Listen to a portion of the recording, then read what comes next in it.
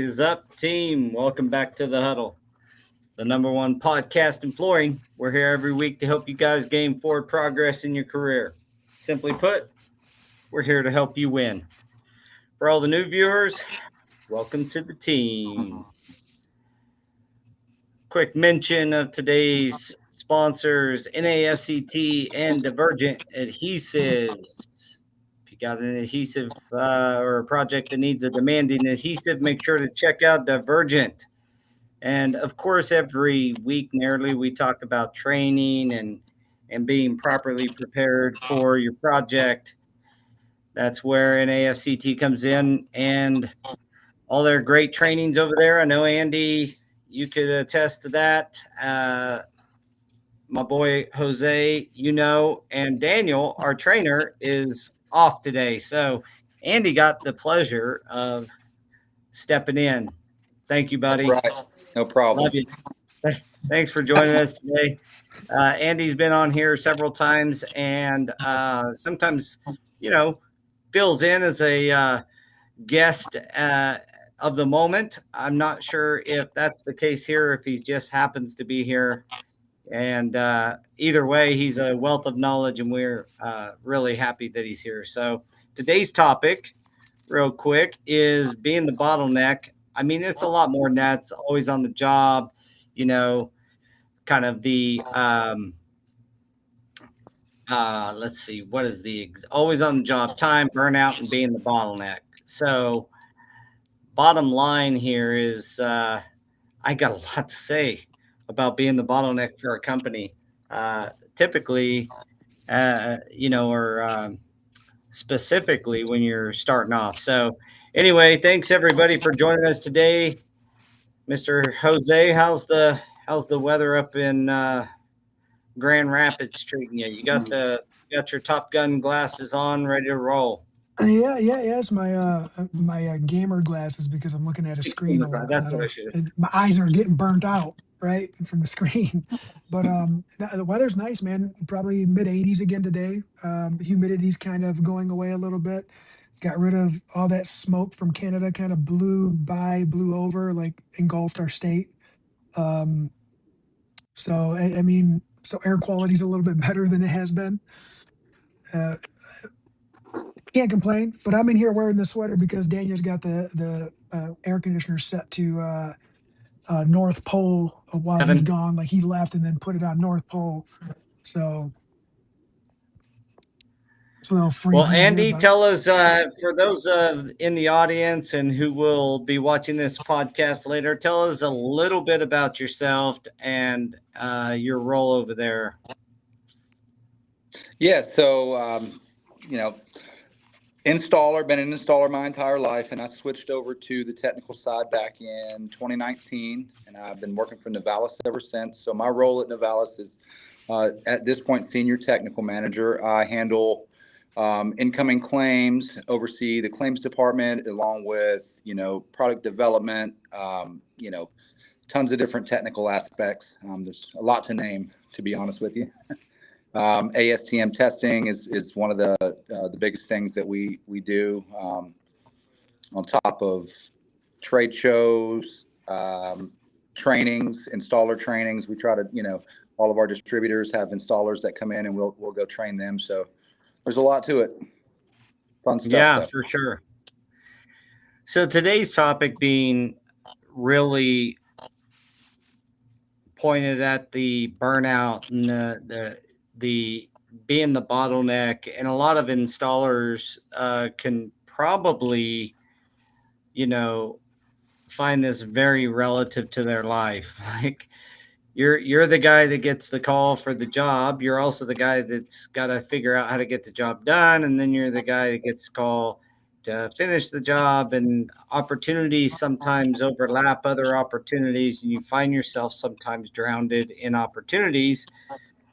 Well, don't feel pregnant, because that happens even at the dealer, commercial dealers, retailers. Everybody has that kind of problem. The key is hiring good people, right? Having good people manage their roles and responsibilities. But trust me, we're going through it right now at my company. We have a gentleman that's out of the office for a elongated period of time that was unexpected, and all of a sudden you're jumping right back into, trying to just keep your nose. I won't even say the head. I think I might have a straw to keep myself breathing oxygen at the moment. So I know all about this burnout and how things can affect your psyche and your performance and your mind. I thought that'd be a good place to start. Is like, how do you handle that workload, Andy, when you just got through saying, we do installer trainings, we do trade shows, we do this and that and the other. So that has to be stressful and hard to keep up with. How do you handle all that? Management, I think, is the biggest thing, and having the not being afraid to say no. And this just goes back to even when I was running my installation company. Um, I got to the point to where everything looked so enticing to me. Oh, there's a 1,700 square foot job here, 2,000 here, 4,000. Yes, we can do that. Yes, we can do that. And all of a sudden, like you say, we're just barely, able to finish one job because, we're spread so thin. So I think learning to say, no, I can't do it now. Can you wait? Can we, That's here's my huge next too. available date. Right. I think for me, that was the biggest thing to do is being able to manage that, and manage that expectation with my clients. Right. So they understood that they couldn't just call me and get me whenever they wanted. They knew that when they called, I was going to give them a date range because I was so busy. There was no way for me to get to it immediately. But at first, believe me, and I have to give big ups to Brian Wilkinson because he told me, he's the one that told me that. He was like, hey, you got to learn how to say no every once in a while. Well, and specifically at the installer, role in this whole industry, like if you are in high demand, you should probably let your customers know that. Right. It kind of opens up the price book a little bit. You don't Mhm. look, it's a scarce asset to be a really good installer. So charge for it first off, and make sure that you're covering. If you can't do it, I mean, I have to negotiate with our subs all the time on timing. Like if I have a particular guy I want on a particular job, we got to negotiate all the time on timing because the really high quality guys, the experts, the masters, those guys, they are busy. You're not just going to have them start a job tomorrow. Now, sometimes I can negotiate with them to pay them a little extra to jump over and do a one day or something, but starting a job or something is you know you just have to know. And obviously, just like you said, having your getting your clients kind of um I forget the word you used, but used to the fact that you're busy and they're going Right. to call you and you're going to give them a date range. Mhm.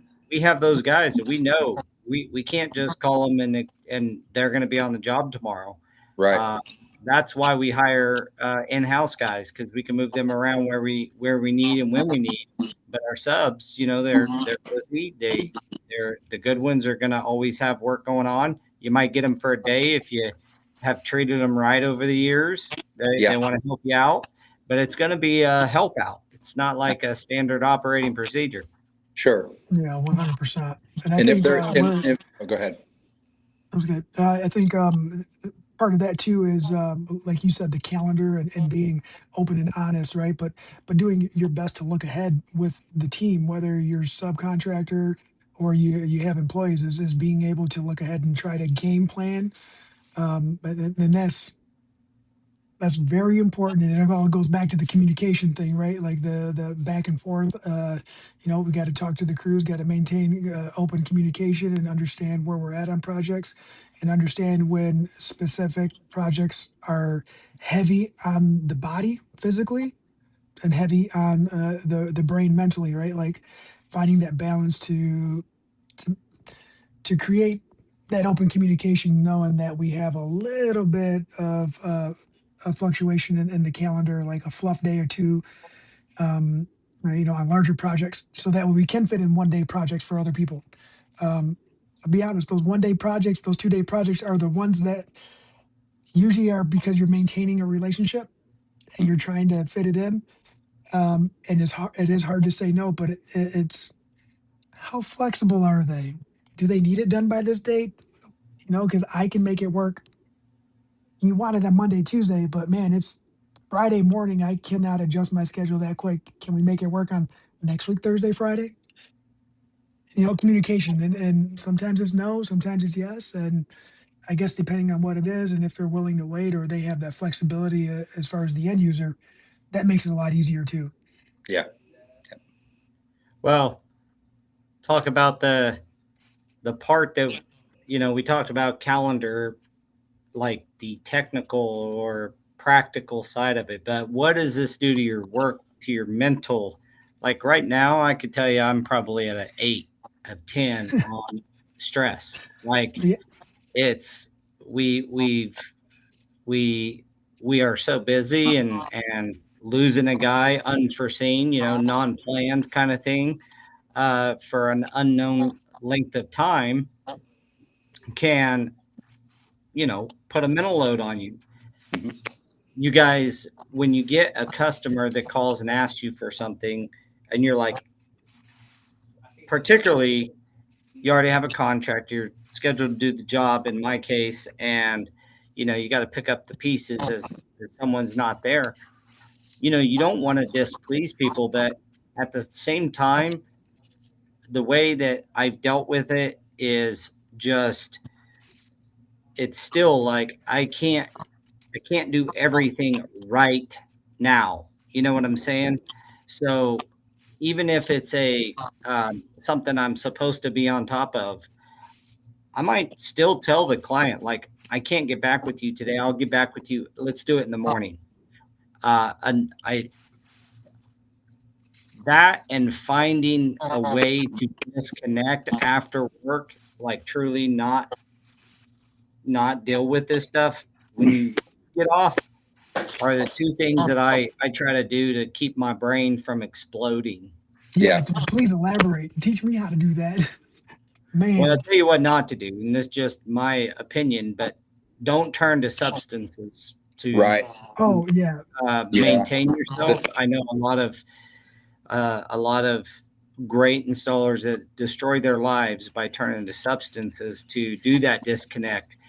Look, a lot of times the growth comes through this hardship and through the pain. Like I'm going to learn at the backside of this, and I'm going to put in some systems and maybe change a process here or there, or make sure that the coordinators are more involved with the jobs. They can handle a little more, or there's going to be some change around here because of it. That's positive change. Doesn't mean heads are going to roll. We're just going to make some process changes so that not everybody has to be stressed out when something like this happens. exactly. It's a very specific thing, but whether it's my specific thing or your specific thing that you're thinking of as you watch this, understanding that a lot of times it's growth and processes and change that comes out of these hardships. I mean, you don't build a muscle by not making it hurt, right? That muscle has to yeah. hurt to grow. It ain't much different than your brain or your than your muscles. Like sometimes you're going to go through the hard thing and you're going to learn some lessons if you keep an open mind to it. That's what I try to tell myself is like, okay, what am I going to learn from this so this doesn't have to happen again. Again, right? Yeah, that is one of the hardest things, and you're right about turning to substance abuse as an outlet to deal with it. It really doesn't look. It really doesn't do anything for you, right? Like I know No. that I quit drinking like cold turkey years ago, and now I can have a drink or two. Um, I babysit the drinks. I get made fun of all the time because one drink will last me 6 hours, right? I Because can attest to that. I've seen right, him but get some fruity drink and it sits there and gets yeah, watered down by the time foo-foo drinks. dinner's That's what over. everybody tells me by foo-foo drinks. But then like also like I used to smoke cigarettes. I used to smoke pot back in the day, right? Like these are all things that I quit cold turkey. And I know that a lot of people don't do that. And to say that I tried to do that, it didn't happen. But I leaned on some of that after work, right? To relieve pressure, to relieve stress. And to say I didn't lean on that, I'd be lying to you because otherwise then it was my hobby. Well, I And think that was it's just a pretty common thing, right? Particularly alcohol. Not that I'm saying that having a drink is a bad thing, but if you're using it to disconnect and just go numb, are you guys getting any feedback? I'm getting a little bit, yes. Hmm. Well, my could be on me, or it could be Andy. It went away when Andy muted. Uh, the if you're on a phone, Andy, sometimes if you have that phone sitting down, your speaker will bounce up and cause a little feedback. So Yeah, no, that's weird. but anyway, that it's kind of a common thing that happens. And sorry, you're gonna have to deal with the feedback because I'm gonna just go ahead and keep talking. But what I'm getting at is it is very socially acceptable to have a drink, and that's fine. I'm not putting, bad mouthing. I'm saying don't use it as a tool to disconnect from your stress. Right. And this is gonna sound like really weird. I replace all of that with my quiet time when I'm alone and there's no other distractions.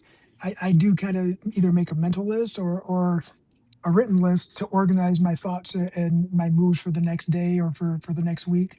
And then I break that down too, right? Like it doesn't always happen in the order that I want it to happen, but that is that's what I do after work. That's part of my decompression, so to speak, from the work overload. It's doing my part to it helps me sleep better at night, right? Because now I can actually relieve some of that pressure because I'm taking a breath. All right, that's kind of organized. I know my next steps. I feel better about tomorrow.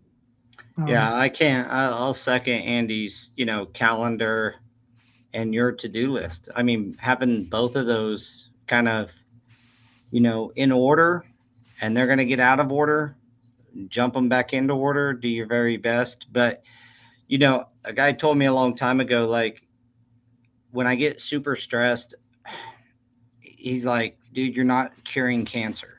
Okay. You're not on the brink of a breakthrough of cancer. Although it can feel like that type of pressure, we got to put things in perspective.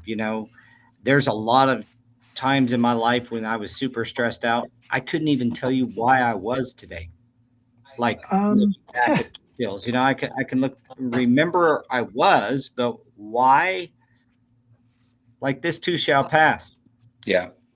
yeah, dude, Tom Hanks, this too shall pass, brother. You know what? I tell my son that all the time, dude.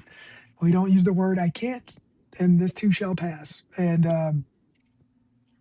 so it always everybody's issues, whether it's work, personal, right? And it always seems like the hugest thing in your life at the moment because it is the block, right? It is what is hindering progress in one way, shape, or form. And this too shall pass, right? And what did I say? Compartmentalize. You compartmentalize. You consolidate, and then you put an order of importance, right, to get through the clearing. Uh, and that is part of the calendar. That is part of the notes. That is part of updating all of that, so it makes sense. And since I'm a very visual person, it's got to make sense visually because I cannot keep in order the thought process and the next step because as soon as another problem arises, right, it throws a wrench into the pattern that I was trying to create. And I think that's everybody, right? That's not just me. That's just me thinking out loud and going over my thought process because that's life. And I wrote some notes and you got to find out where the issue is and try to find the solution and work backwards.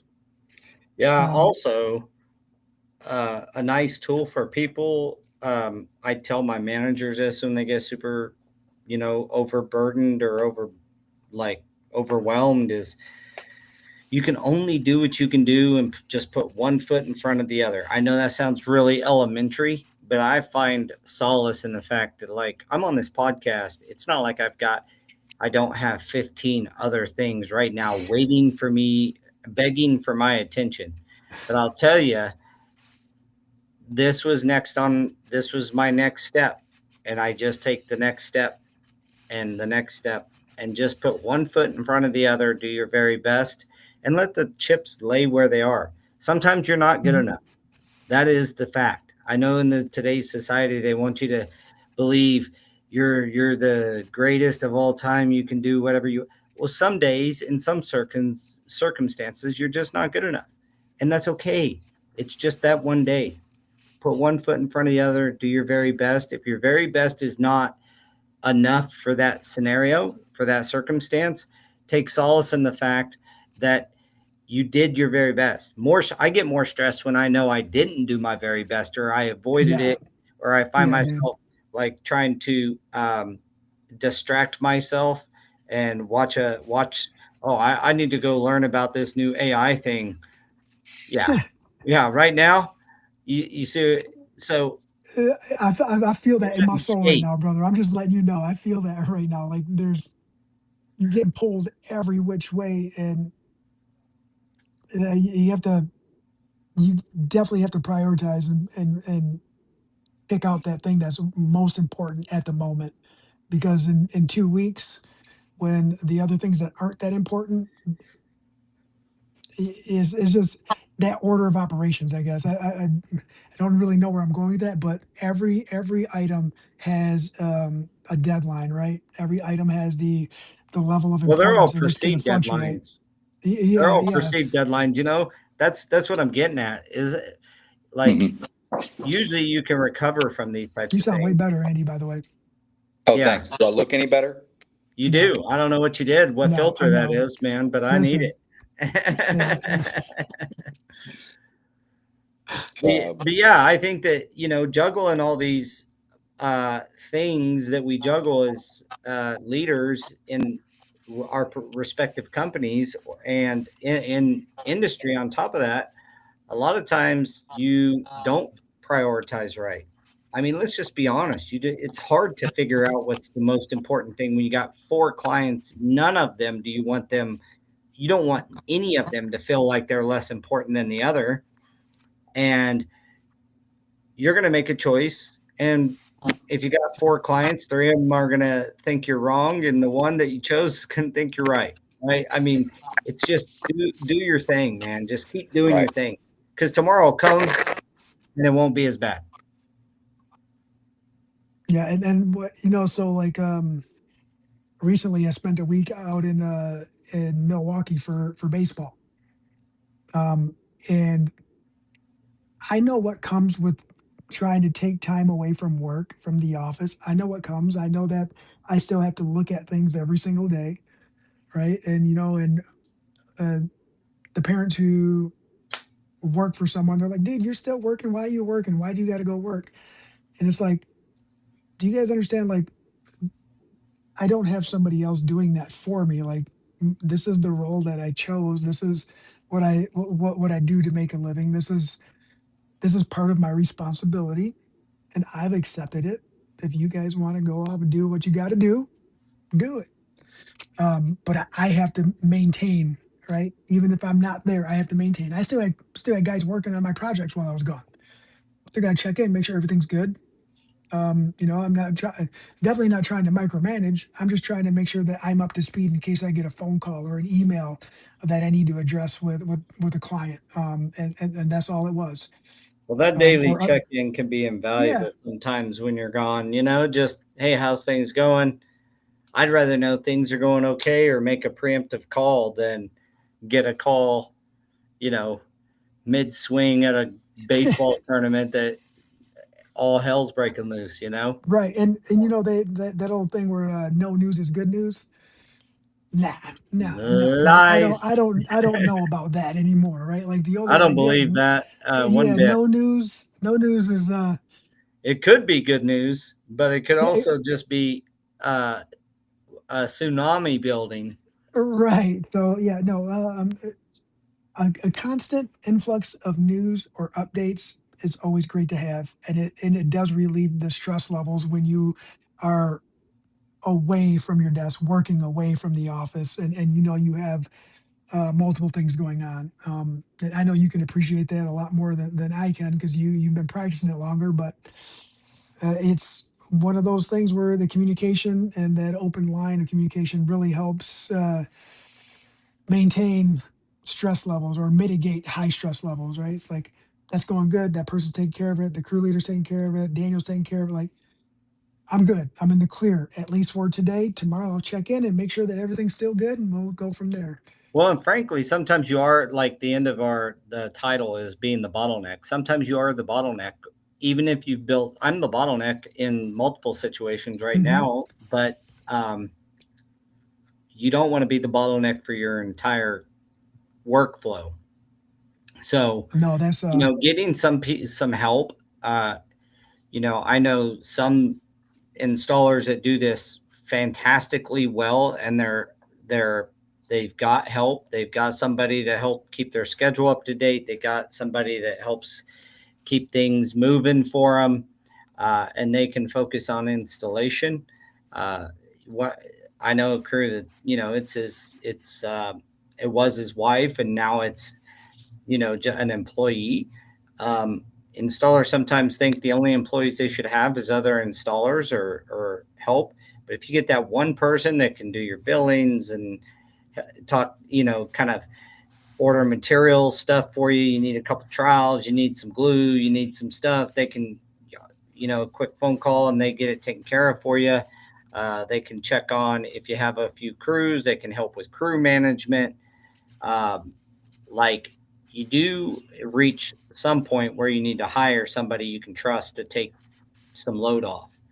And, that never goes away. I mean, I'm in the situation right now. I've got to hire a few people. We're in the hiring mode regardless. And on top of that, what I discussed early on in this podcast is happening. So you don't really grow out of it because unless you stop and you decide this is all the larger I want to be, um, and that's that. And that's fine too. I know some guys that they run the business out of their house and they've got a little shed out in the back or a metal building and they do what they can do and no more. They say that no was a lot. that was us. That was us for a while. We didn't say no a lot, but that was still us for a long time.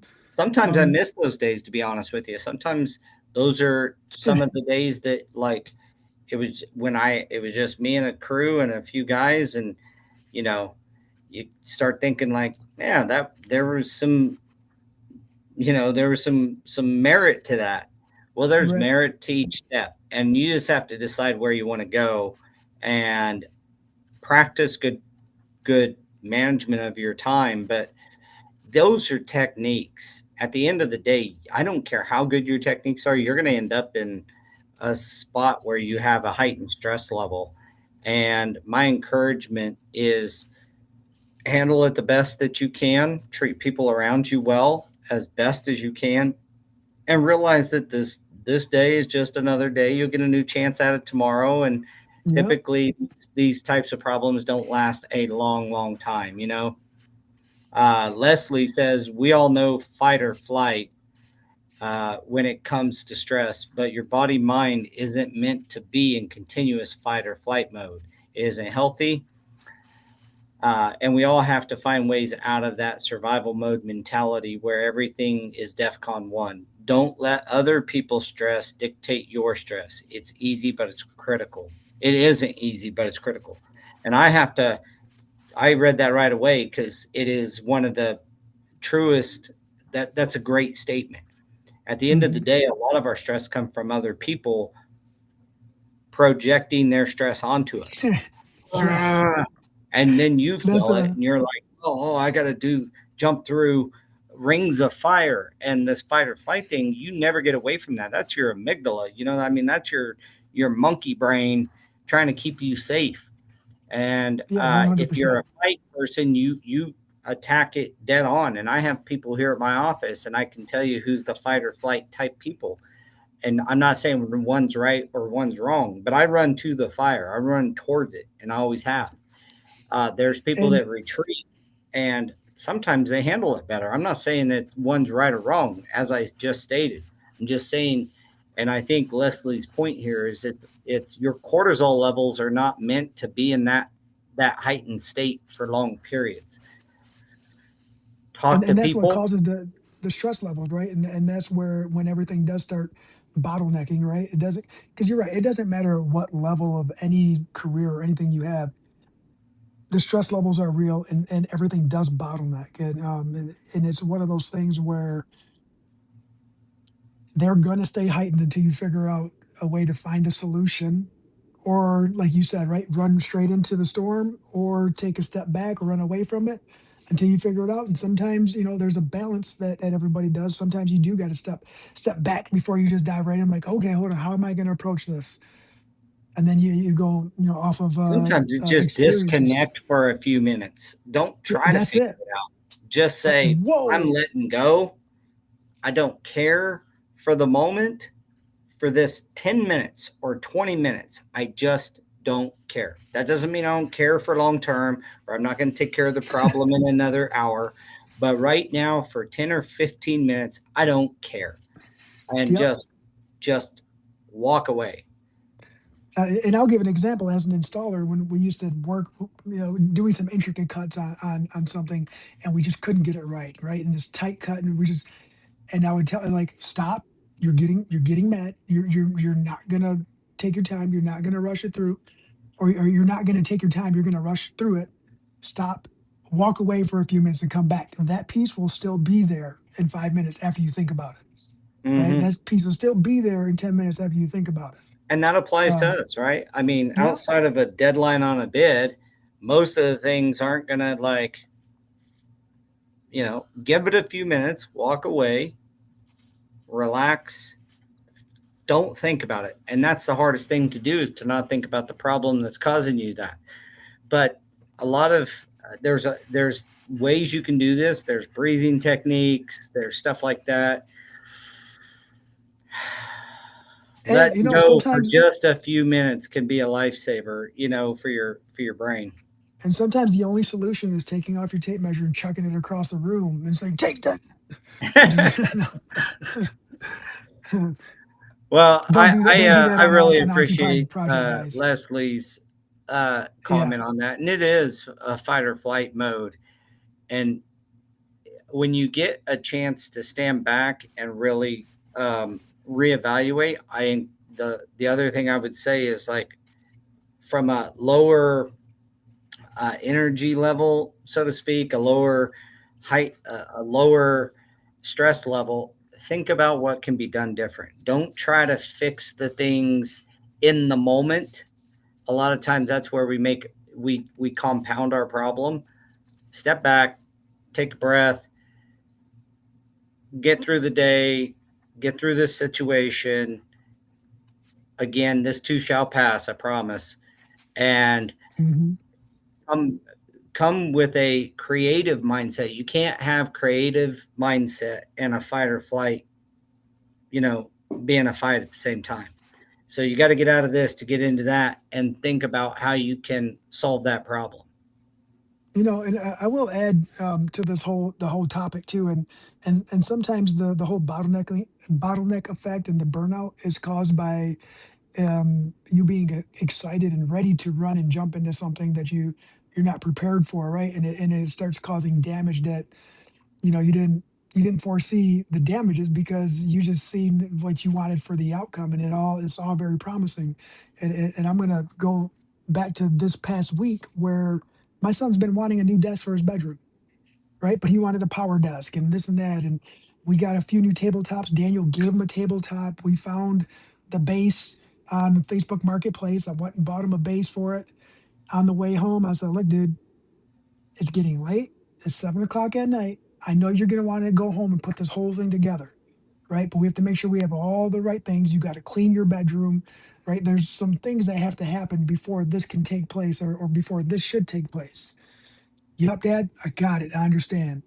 Right? He got home. I went back to work, came home a little bit later on in the evening. Guess what? The desk was all put together. Room was not clean. The motor was broken because he did something he wasn't supposed to do, or so he thought it was broken. It wasn't operating the right way.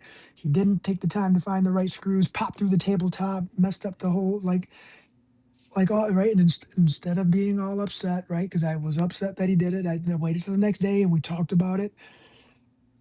And I said, "Did you take the time to find the right screws?" Nope.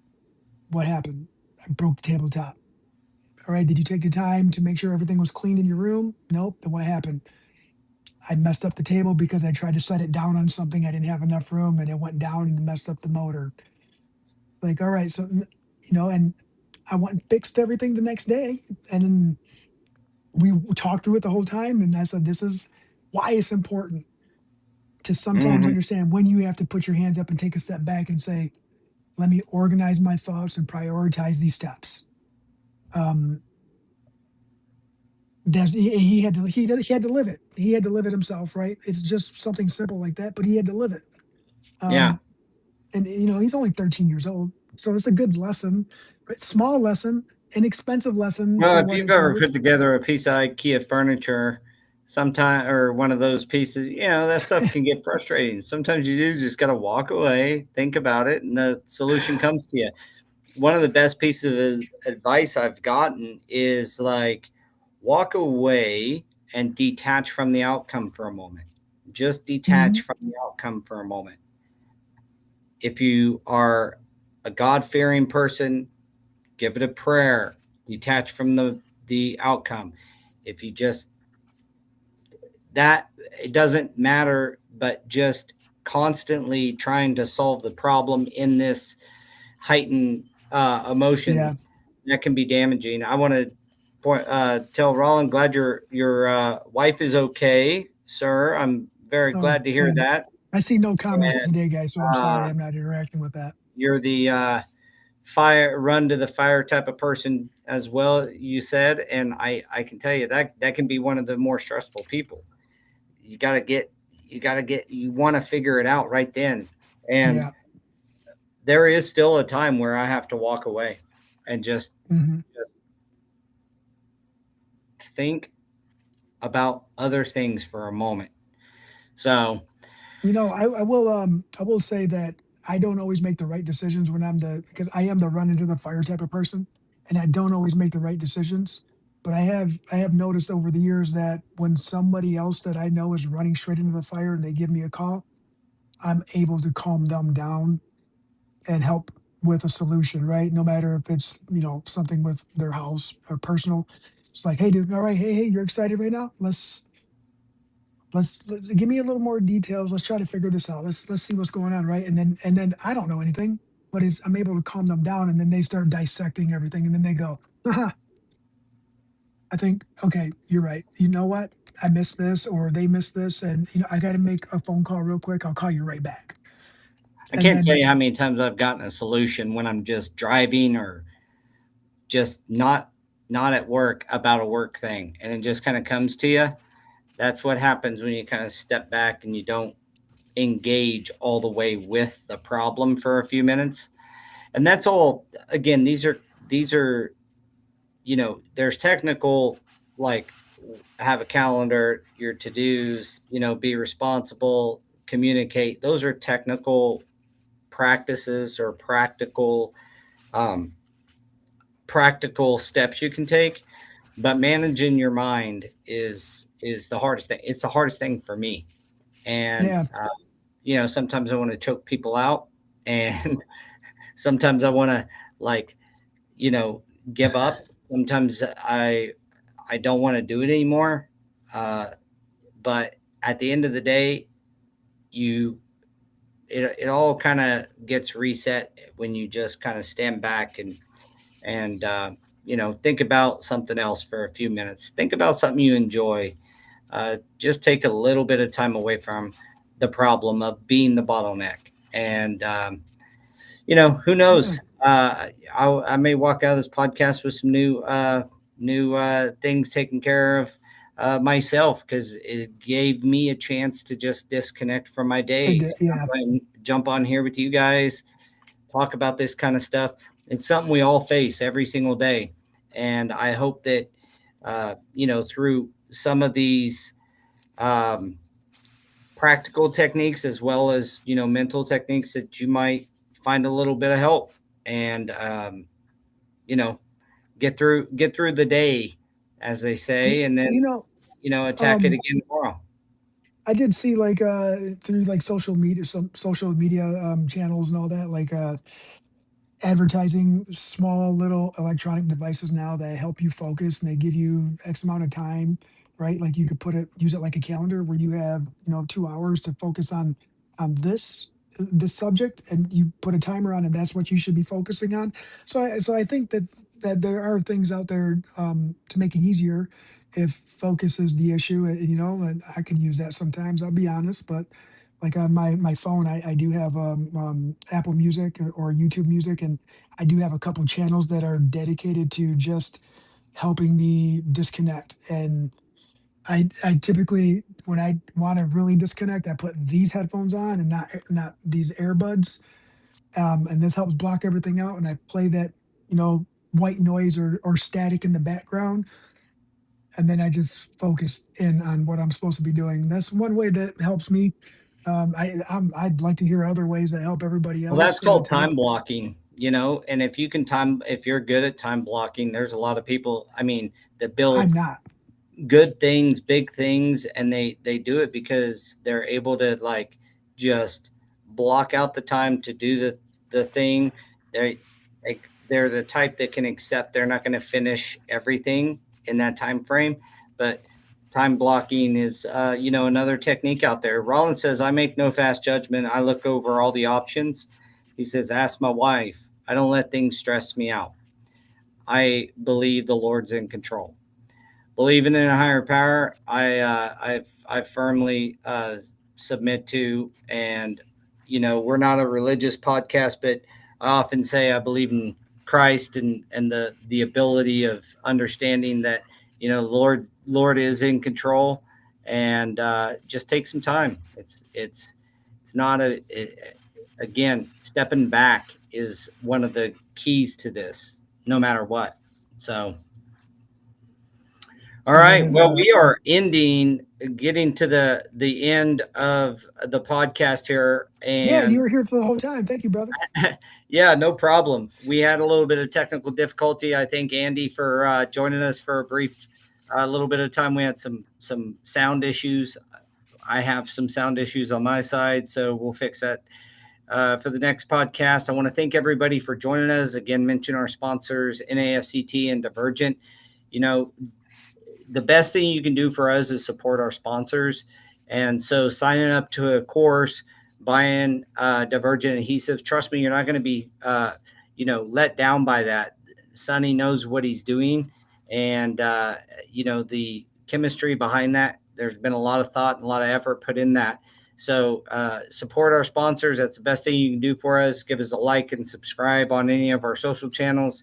Let us know what we can talk about, what experts we can bring on. It's been a while since we've had a expert kind of driven topic, and so we Yeah, are getting to new topics for this next 6 months, and so you'll see some new flavors coming out. So and if and if thank and if you're an everybody for expert, joining us. and if you're an expert and you want to join and you have a topic that you think is important and you want to share it, by all means, please reach out. Yeah, Um, for sure. 100%. We're open to a conversation. Let's get the ball rolling, and we appreciate the help if you're willing to do so. Yes, yes, and yes. So thank you guys. I want Thank you, to everyone. let everybody know how much we appreciate you joining us, watching our podcast, and supporting us in this journey. Been doing this for a lot of episodes. I've almost lost track in the number. It's in the 200 or 300 range at the moment, I think. So 211, I just was told. So 211 episodes Wow. since 2022 we've been here. So thank you guys for joining us.